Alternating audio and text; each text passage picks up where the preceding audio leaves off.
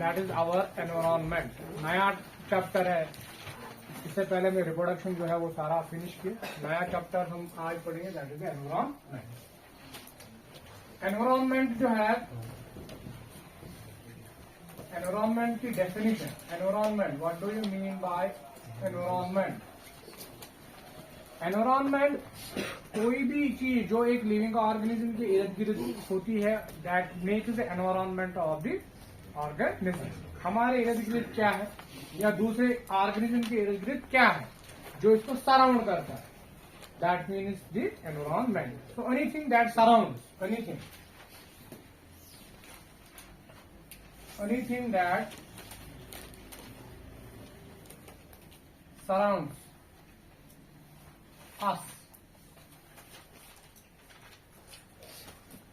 surrounds us, form the environment, forms our environment।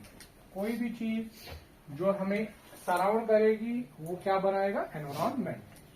जैसे कि एक लिविंग ऑर्गेनिज्म, अगर हम अपनी बात करेंगे, आप अपने इर्द गिर्द देखोगे, आपके इर्द गिर्द प्लांट्स है, आपके इर्द गिर्द वाटर है, आपके इर्द गिर्द एयर है, आपके इर्द गिर्द छोटे छोटे प्लांट्स हैं, आपके इर्द गिर्द बड़े प्लांट्स भी होते हैं, आपके इर्द गिर्द एनिमल्स होते हैं, ठीक?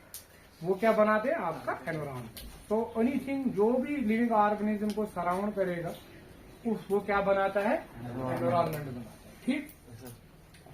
सिंपल। इसके बाद इस एनवायरमेंट में और एक डेफिनेशन जो है जो हमने पढ़े, that is the ecosystem.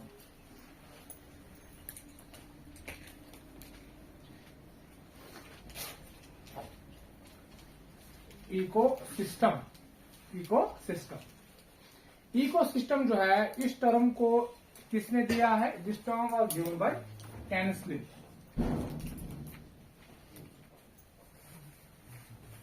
AG Tansley, या सिंपली कैनस्ले ने दी है, ठीक? This term was given by Tansley. Ecosystem जो है, what do you mean by this ecosystem? Ecosystem simply means जब लिविंग ऑर्गेनिज्म और नॉन लिविंग थिंग जो भी कंपोनेंट्स एनवायरमेंट के हैं वो आपस में क्या करेंगे? इंटरैक्ट करेंगे। Living organism and non living component जो एनवायरमेंट के होते हैं, एनवायरमेंट में नॉन लिविंग थिंग्स भी प्रेजेंट होते हैं, जैसे कि एयर है, वाटर है, लाइट है, टेम्परेचर है, ह्यूमिडिटी है, प्रेशर है। This all are what? Non living component, non living things. Environment में हर कोई चीज आती है। एक तो लिविंग ऑर्गेनिज्म है, उसके इर्द नॉन लिविंग थिंग्स भी होंगी, जैसे एयर होता है, वाटर होता है, टेम्परेचर है, ठीक, लाइट है। तो living and non living things जब आपस में क्या करेंगे? इंटरैक्शन। जब वो इंटरैक्शन करेंगे तो एक सेल्फ कंटेन्ड यूनिट बनता है, सिस्टम बनता है। That system is known as ecosystem. So ecosystem जो है, इकोसिस्टम है क्या? What do you mean by ecosystem? तो इकोसिस्टम जो है, इट इज द इंटररिलेशनशिप और it is the interaction, it is the self contained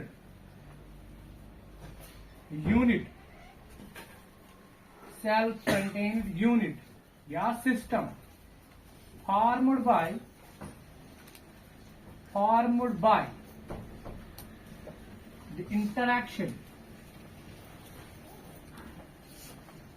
formed by the interaction between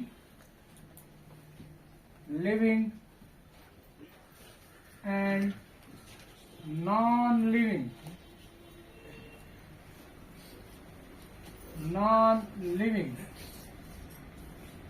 components of the environment। आएगा interaction among the living organism भी आएगा, एक तो between living and non living, या between the living organism या among the living organism. जब ऐसे भी लिखो कि formed by the interaction among the living organism and between the living and non living components of the environment. अब among भी लिखोगे, it is a self contained unit formed by the interaction among interaction किन के बीच में? Living organism के आपस बीच में। जैसे कि हम इंटरेक्शन करते हैं, आपस में इंटरेक्शन करते हैं, जैसे कि हम लिविंग ऑर्गेनिज्म को खाते हैं, जैसे कि शीप है, हम किसको खाते हैं? शीप। हम बीफ को खाते हैं। तो there is interaction between the grass and the herbivores. अगर प्लांट्स नहीं होंगे तो हर्बिवोर सर्वाइव नहीं करेंगे। So there is interaction among the living organisms. Plant भी लिविंग है और जो इस प्लांट को खाता है वो क्या है, वो भी तो लिविंग है। सो इंटरेक्शन किन के बीच में हो रही है, लिविंग ऑर्गेनिज्म्स के बीच में। So interaction among the living organisms and between living and non living also. एक तो लिविंग, आप यहां पर लिखोगे formed by the interaction among the living organism, among the living organism and between living and non living components of the environment. Living and non living के बीच में भी और लिविंग ऑर्गेनिज्म के बीच में भी आपस में जो इंटरेक्शन होती है वो एक क्या बनाते हैं, वो एक सेल्फ सस्टेन्ड सिस्टम बनाते हैं, यूनिट बनाते हैं। That unit, that system is known as ecosystem. समझ में आ रहा है? जैसे हम ह्यूमन बींग्स जो है we are dependent upon the air. Air के बगैर लिविंग ऑर्गेनिज्म जितने भी हैं क्या वो सर्वाइव करेंगे ना।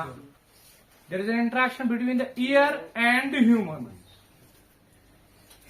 जो है वो सर्वाइव नहीं करेंगे जब तक ना ईयर होगा, क्योंकि ईयर के अंदर ऑक्सीजन उसको हम लेते हैं। तो there is an interaction between ear and human are living, ear is non living. तो there is interaction between the living and non living. Similarly एक मछली जो है जो पानी के अंदर रहती है वहां पर भी इंटरेक्शन होती है, interaction between water and fish. Water के अंदर ऑक्सीजन है तो वो ऑक्सीजन कहां से लेते हैं, वाटर से। तो वाटर और फिश के बीच में इंटरेक्शन हो रही है। तो इस तरह से वहां पे जो सिस्टम बनेगा, सेल्फ सस्टेन्ड यूनिट बनेगा, उसी को हम क्या कहते हैं, इकोसिस्टम। समझ चाहिए हो? इस तरह प्लांट जो है, प्लांट्स क्या है, लिविंग ऑर्गेनिज्म्स है और ईयर क्या है, नॉन लिविंग कंपोनेंट है, एनवायरमेंट एबायोटिक कंपोनेंट है। तो प्लांट्स और ईयर के बीच में इंटरेक्शन, वो वहां से क्या डिराइव करते हैं, कार्बन डाइऑक्साइड को, फोटोसिंथेसिस होती है। तो ईयर के बगैर प्लांट सर्वाइव नहीं करेंगे, ह्यूमन बींग किसके बगैर सर्वाइव, ईयर के बगैर। कोई भी एनिमल जो है, कोई भी एनिमल जब तक ना ईयर होगा वो सर्वाइव नहीं करेगा। ठीक। टेम्परेचर के बगैर भी हम सर्वाइव नहीं करेंगे। ऑप्टिमम टेम्परेचर बहुत सारी एक्टिविटीज होती है, जब तक ना प्रॉपर टेम्परेचर होगा कोई भी वेजिटेशन ग्रो नहीं करती है, कोई भी वेजिटेशन ग्रो नहीं करेगी। अगर पूरे साल में सिर्फ सर्दी रहेगी, प्लांट जो है उनकी ग्रोथ नहीं होगी। That means these plants need optimum temperature.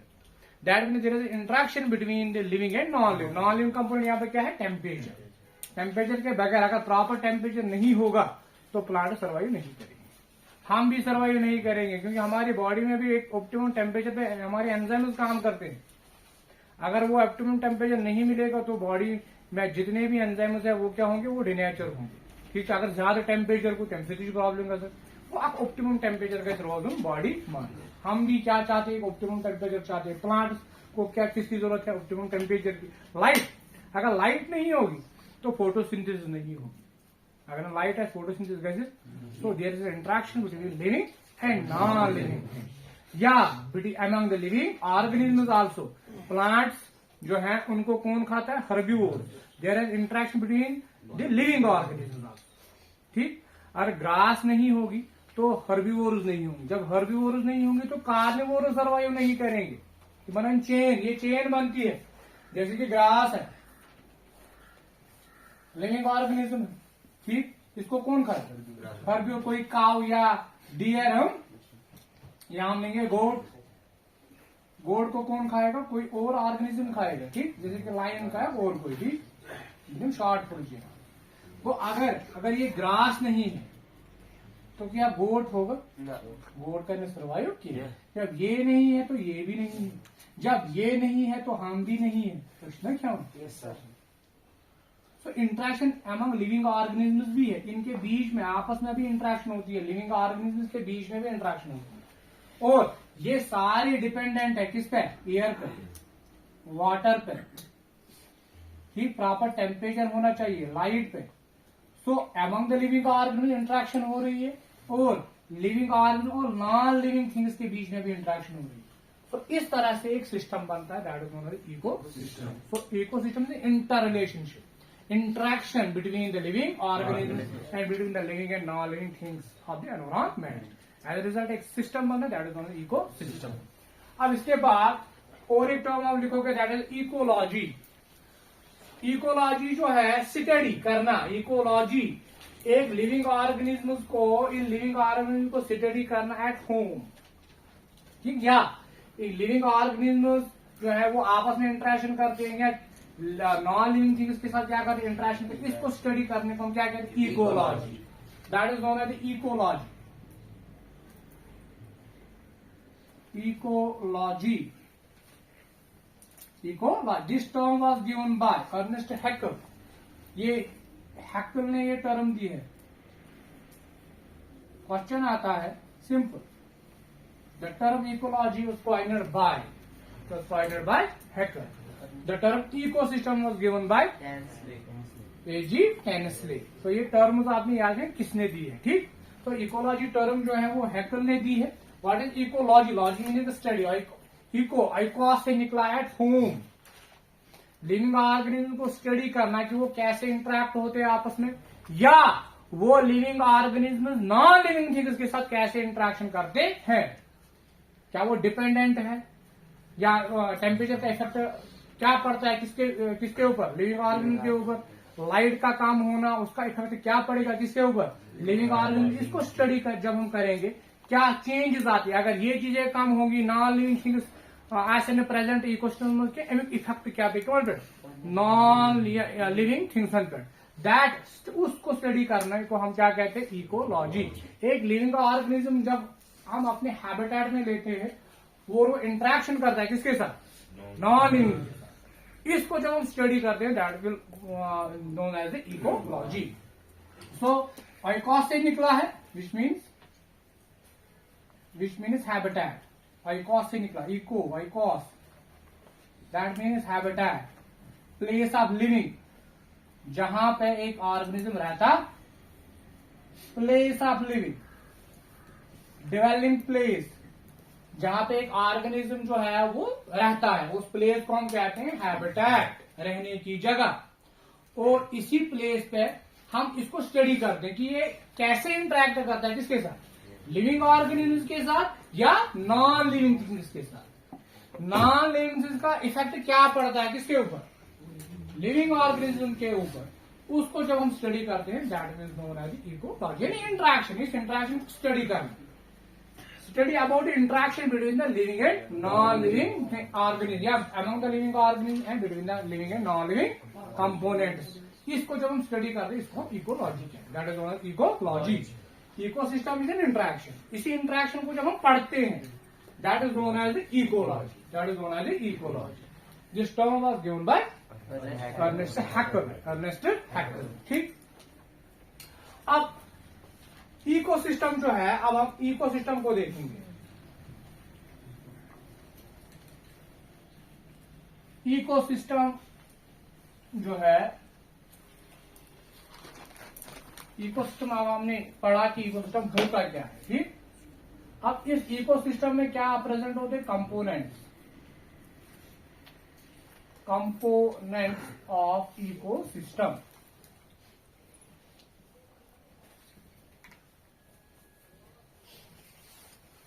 Ecosystem की डेफिनेशन आपने समझी कि इकोसिस्टम होता क्या है, interaction, simply interaction among the living organism and the non living things and living things. अब इस इकोसिस्टम के अंदर होंगे क्या, कौन से कंपोनेंट्स होंगे, कौन कौन होते हैं, एक तो बायोटिक होते हैं, दूसरा abiotic, living and non living. यही इंटरेक्शन करते हैं तो कौन कौन होगा, शाबाश। एक तो बायोटिक कंपोनेंट्स होंगे, biotic components, and second one is known as abiotic component. Abiotic component. Environment में अगर लिखा होगा तो एनवायरमेंट भी आप बोलोगे, एनवायरमेंट में भी क्या कौन कौन से कंपोनेंट्स हैं, biotic and living and non living. यहां पे भी वही होगा सेम। अगर एनवायरमेंट की डिफिनेशन वहां पे आपने लिखी होगी, फिर लिखा होगा कि कंपोनेंट्स ऑफ एनवायरमेंट कौन कौन, आप क्या लिखो, बायोटिक है ना, क्योंकि एक एनवायरमेंट में जो लिविंग ऑर्गेनिज्म आते हैं और क्या आते हैं, नॉन लिविंग। इकोसिस्टम में भी क्या आते हैं, living and non living, but ये आपस में इंटरेक्शन करते हैं, इससे फिर सिस्टम मतलब that is known as ecosystem. तो इकोसिस्टम के कंपोनेंट्स कौन कौन है, biotic and abiotic. Biotic means living organism. Biotic component में क्या आएगा, लिविंग ऑर्गेनिज्म आएंगे। Abiotic, a mean is without, bio life, life नहीं है, तो कौन से ऑर्गेनिज्म, कौन से नॉन लिविंग ऑर्गेनिज्म या नॉन लिविंग थिंग्स इसमें आएंगी। नॉन लिविंग थिंग्स जो भी है किसमें आएंगे, एबायोटिक कंपोनेंट। इसको हम एबायोटिक फैक्टर भी लिख सकते हैं या बायोटिक फैक्टर भी बोलते हैं। अगर कंपोनेंट के बजाय हम फैक्टर भी लिख सकते हैं, पहले लिखिए फैक्टर, कंपोनेंट, तो फैक्टर भी आप यहां पे होगा, या abiotic factor, one and the same thing, abiotic component और एबायोटिक फैक्टर सेम, ठीक।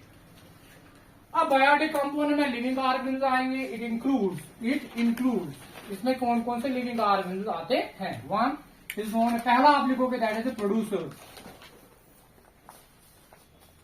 That is the producer.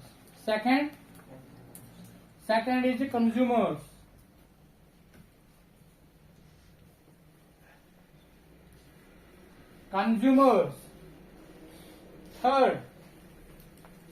Third शाबाश, एनीवन, डिकम्पोजर, शाबाश, decomposers. These all are living organisms. किसी भी इकोसिस्टम के अंदर यही तीन मेन बायोटिक कंपोनेंट्स होते हैं। एक तो प्रोड्यूसर्स होंगे, या कंज्यूमर्स होंगे, या डिकम्पोजर्स होंगे, ठीक। इनको हम पढ़ेंगे। अब एबायोटिक कंपोनेंट जो है इसमें क्या क्या आता है। It include the non living things, ठीक, non living component like air, it includes the water, it includes शाबाश light, it includes temperature,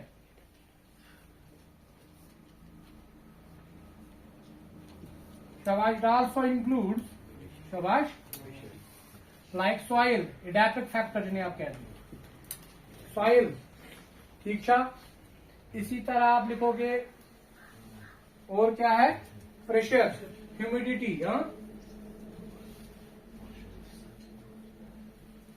humidity, this all are what, non, या पीएच,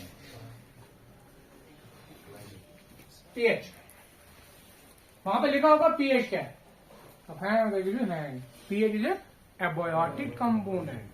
ऑब्जेक्टिव टाइप आएगा क्वेश्चन, क्योंकि environment में objective type पूछे जाएंगे, ठीक। वहां पे लिखा होगा पीएच क्या है, pH is abiotic component, soil is an abiotic component, temperature is an abiotic component, these all are what, abiotic component. इनके बगैर ये बायोटिक कंपोनेंट जो है वो कुछ भी नहीं है। अगर ये नहीं होंगे तो ये जिंदा नहीं रहेंगे। दैट मीन इन और इन के बीच में क्या होती है, इंटरेक्शन। इस तरह से क्या बनता है, इकोसिस्टम बनता है। तो नेक्स्ट वीडियो में हम इन बायोटिक कंपोनेंट्स को डिस्कस करेंगे।